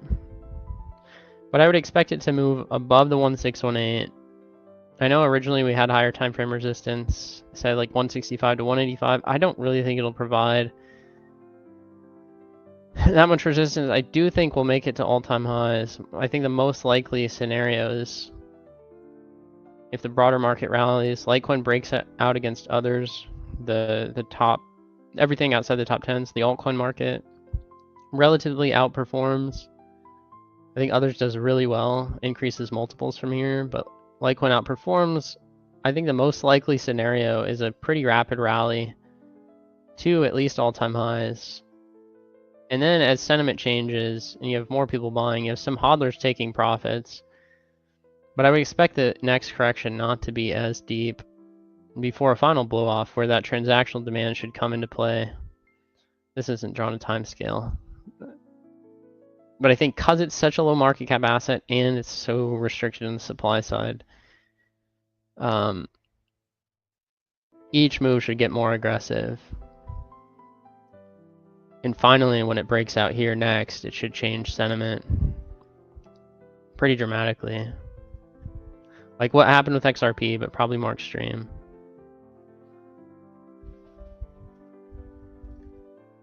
It takes one thing, right? Like an ETF approval can move the price.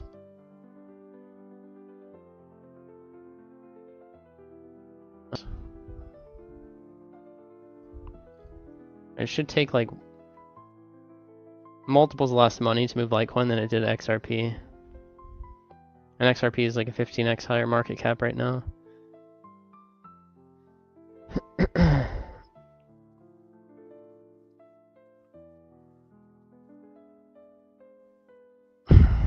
So they just take like 1618 projections. So if this is correct, their wave basis is projecting a move to 300, roughly 3 to 339. I think it's likely extended because it's a nested setup. And I think the final wave should extend pretty dramatically too. We're so close, in my opinion.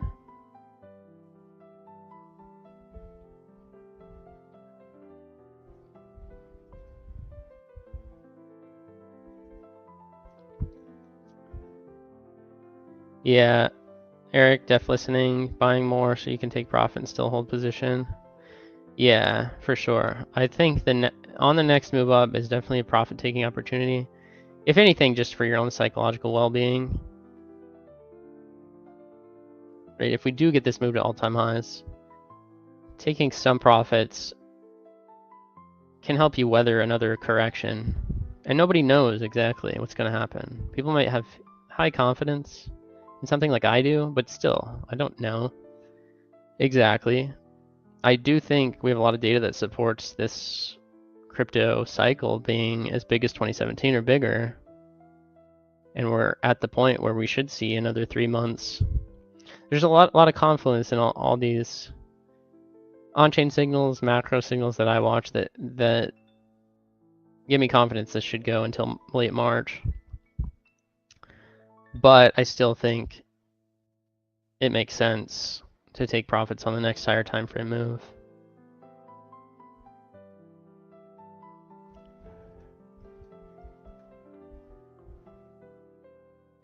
You're just glad you bought some during the dip? Yeah, nice work.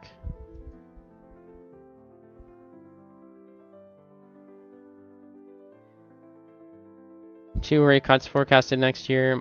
Bear market if they don't pump more cash. I think we'll see a bear market, yeah, into mid next year. I think the momentum is there right now, though.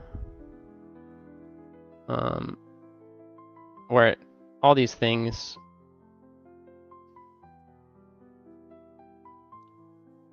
like the markets are forward-looking. And so even if I just think 25 basis point rate cuts are not making a huge impact. It's just impact on psychology, if anything. Still a lot of money in money markets, a lot of money in equities that can move over and should. And historically, we know what's happened every other crypto cycle. Is this time going to be different? I've said, you know, it's excess liquidity driving these markets. Once they reach certain like altitudes, as far as like Bitcoin goes, once it convincingly breaks its all-time high, there's a lot of money sitting in Bitcoin that likely rotates. And then that creates momentum in altcoins, which then creates FOMO. So like the same thing has driven all these cycles. I don't think it's any different, even though everyone told me in 2022 that the Fed's not printing more money. Everyone's poor. You know, there's kind of max bearish sentiment here. It didn't stop this rally. So I'm just sticking to my original thesis here. So far, it's been correct on everything except Litecoin, but we've still got time for this to play out, and in my head, the next move up will convince everyone.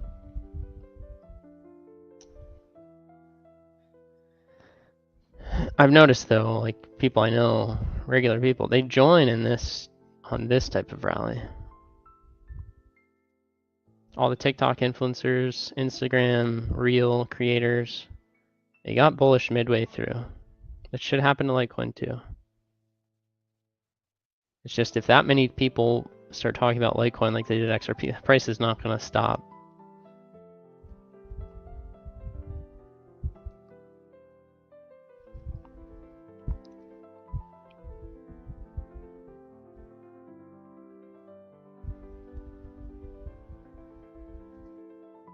Deflanders, you should buy Twitter. Maybe if you had 50% of the Litecoin, you could afford it.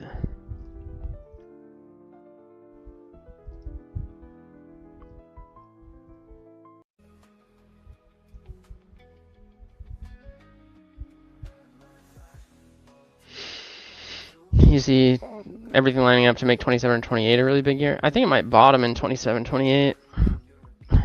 If I was thinking about this earlier, I don't know, I most likely in my head, this next bear market is much longer than this one.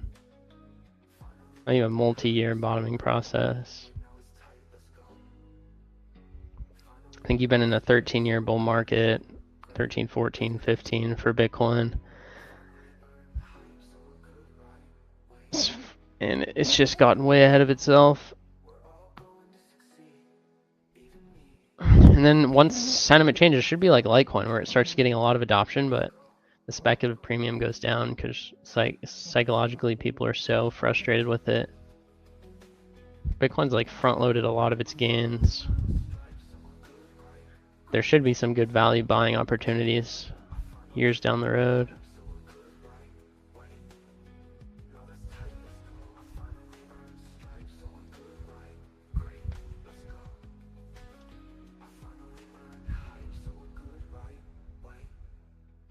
Yeah, since Trump will be in that position. I just hope Trump doesn't get blamed for everything. But I think the mistake is taking credit for all... Presidents always take credit for things that they have nothing to do with, and then blame the other president for high inflation. I mean, a lot of the inflation that manifested during Biden's term was created in the COVID era during Trump's term. It takes a while for money to work its way through the economy.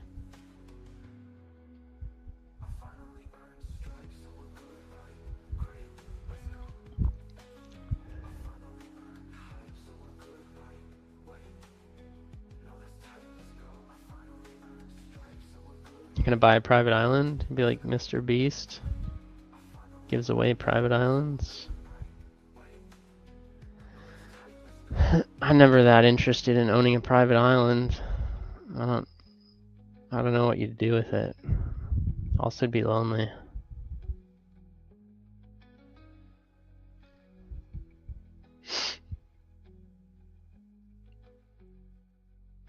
I guess if it was like end of the world times and you didn't want to be bothered, you could produce all your own food and energy. Might be okay.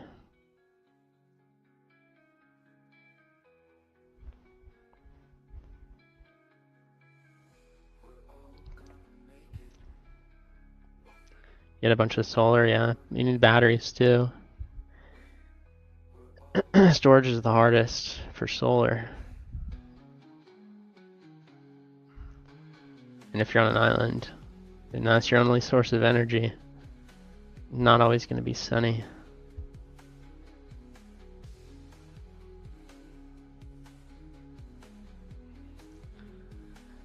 Well, let's see if we can carve out a bottom here. I think we will.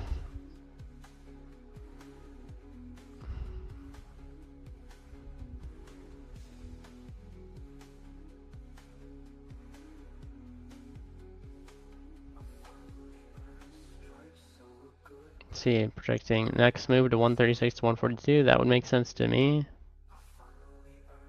Into next year.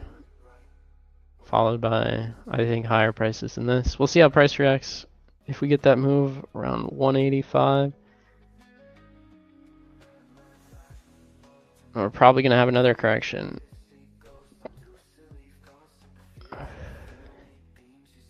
0 point energy coming soon. I've heard a lot of talks about that over a lot of years. What's the guy's name that discusses that?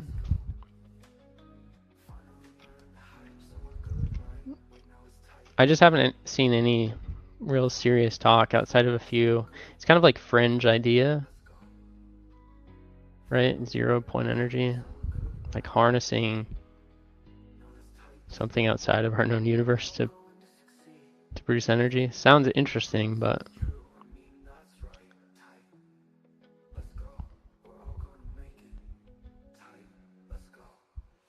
you want a volcano? That'd be scary if you, as long as it's not an active volcano.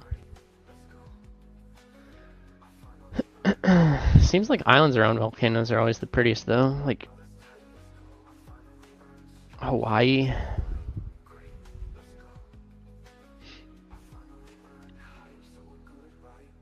Aren't there a lot in New Zealand? I don't even know.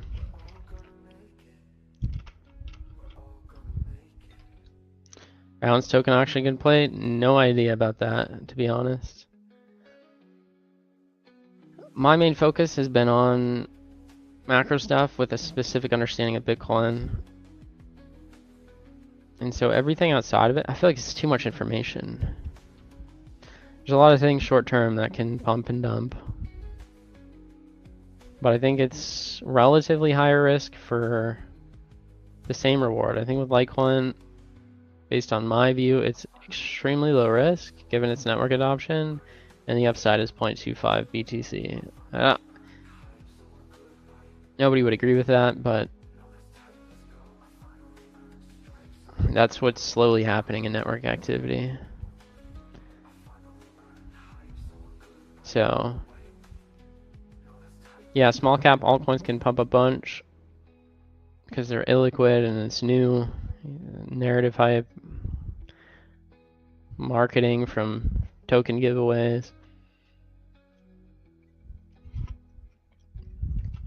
But the risk is high. There's like thousands of those competing for the same amount of money.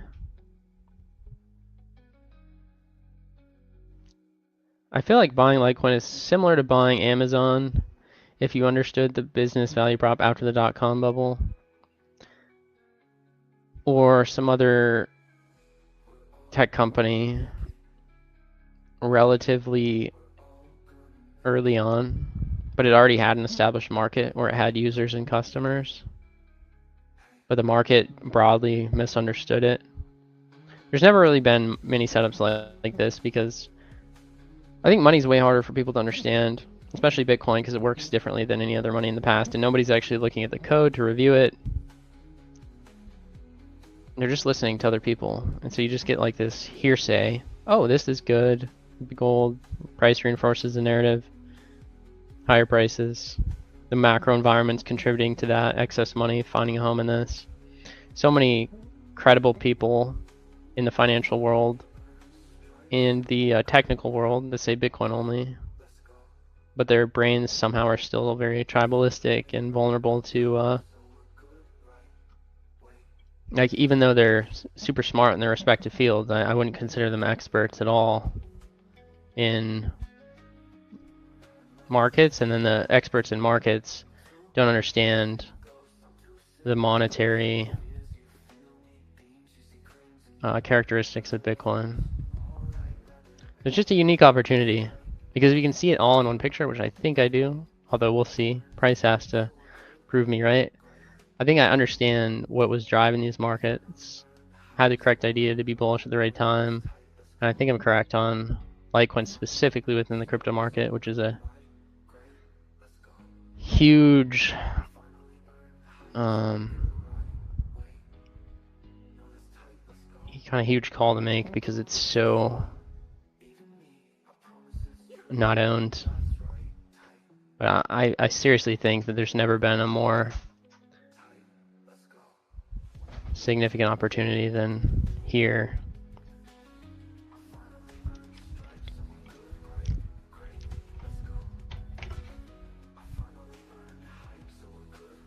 Gold and silver maxis assume the world is deprived of internet. Yeah, I never understood that either. Like, I've liked Peter Schiff and some of the other people like, what's his name, Mike Malone or something. I kind of agree with their economic view, but I think they're older guys that never looked into the technology of crypto or how it works or understood the real value prop. And moving into a natively digital economy where more things are going to be information based. I mean, with AI, and we're going to continue to head into a virtual world. Sure, you still need real resources, of course, but you need to be able to transact natively online, and the only way to do that in a trustless manner to resist tax and censorship is through cryptocurrency. So I actually like the sovereign individuals thesis there. If you guys have read that book, he was just super early. He talked about a world of decentralization within the internet, but really an internet centralized because of economic forces.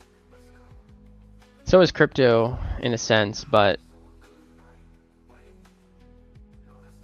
America was decentralized for a reason in terms of government, and it led to its tremendous growth. The same thing should happen. Again, you do need decentralization and autonomy for individuals to prosper. And because of Moore's law, the technology it should get cheaper to run your own node and have privacy.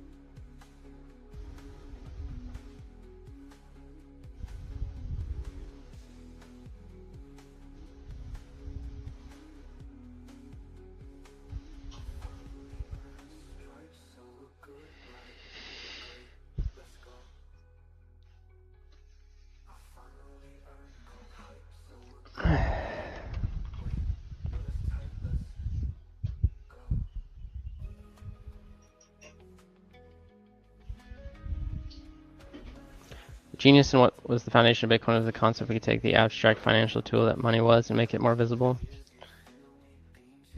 Yeah, that's part of it. I mean, the public ledger, it has to be public to verify quantity and quality of the money. Never had a system where you could do that in a decentralized way. You always had to rely on some centralized database or issuer. That was very smart.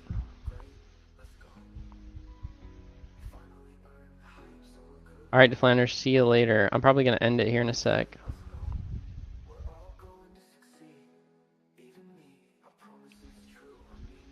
Hope you guys enjoyed the stream with Kyle. And I'll be back tomorrow around the same time. But thanks for tuning in. I do appreciate it. And I'll see you guys soon. Have a good night.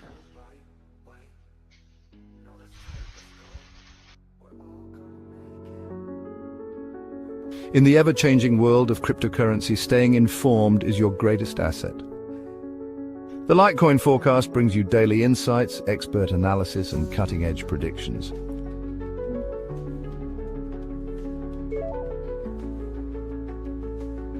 From technical and fundamental analysis to macroeconomic trends, we've got you covered. Don't let the future of finance catch you off guard. Subscribe now and stay ahead with the Litecoin Forecast.